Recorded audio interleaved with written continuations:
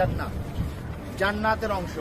আল্লাহ তাআলা যদি চায় আমরা আপনাদের নামে আবেদন করে রাখছি, আপনাদের সবার একবারের জন্য কি আসবে, সুযোগ আসবে ইনশাআল্লাহ এখানে নামাজ পড়ার। পৃথিবীর মধ্যে এই জায়গাটুকু হচ্ছে জান্নাতের অংশ, রওজাতুম মিন রিয়াজিল জান্নাহ, জান্নাতের বাগান সমূহের মধ্য থেকে একটা বাগান নবীজি বলছেন। তো এখানে ঢুকা মানে হচ্ছে রাসূলের ঘোষণা অনুযায়ী আপনি কোথায় ঢুকতেছেন, জান্নাতে ঢুকতেছেন।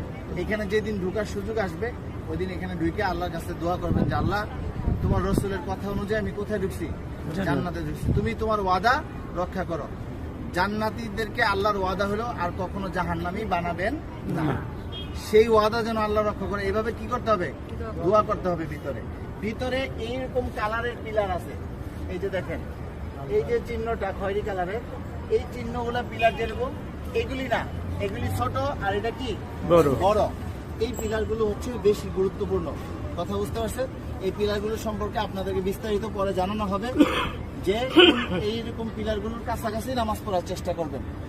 মহিলারাও এখানে যাইতে পারবে, পুরুষরাও। একবার রাসূল সাল্লাল্লাহু আলাইহি ওয়াসাল্লাম এখানে দাঁড়ায় নামাজ পড়তেন, এটা মেহরাব নবীজির, ঠিক আছে? এখানে দাঁড়ায় রাসূল নামাজ আদায় করতেন, ইমামতি করতেন। এই যে এখন মাইক লাগানো আছে, এখনো ইমাম সাহেব এখানে দাঁড়াই নামাজ পড়ায়। আর এই যে দরজা দেখতেছেন, এটার ভিতর দিয়ে হচ্ছে সিঁড়ি, যে সিঁড়ি দিয়ে রাসূল সাল্লাল্লাহু আলাইহি ওয়াসাল্লাম উপরে উঠে খুতবা দিতেন, ওই যে উপরে উঠে খুতবা দিতেন। এটাই হচ্ছে রিয়াজুল জান্নাহ, জান্নাতের বাগান সমূহের মধ্যে থেকে একটা বাগান। এখানে আপনারা একবার সুযোগ পাবেন। আর এইটার ভিতরে হচ্ছে রওজার এরিয়া। মহিলারা যে সময় এখানে ঢুকবেন তখন আপনারা এই সাইড থেকে কি দিতে পারবেন, সালাম দিতে পারবেন। আসেন এখন আমরা সরাসরি ঢুকবো ইনশাআল্লাহ।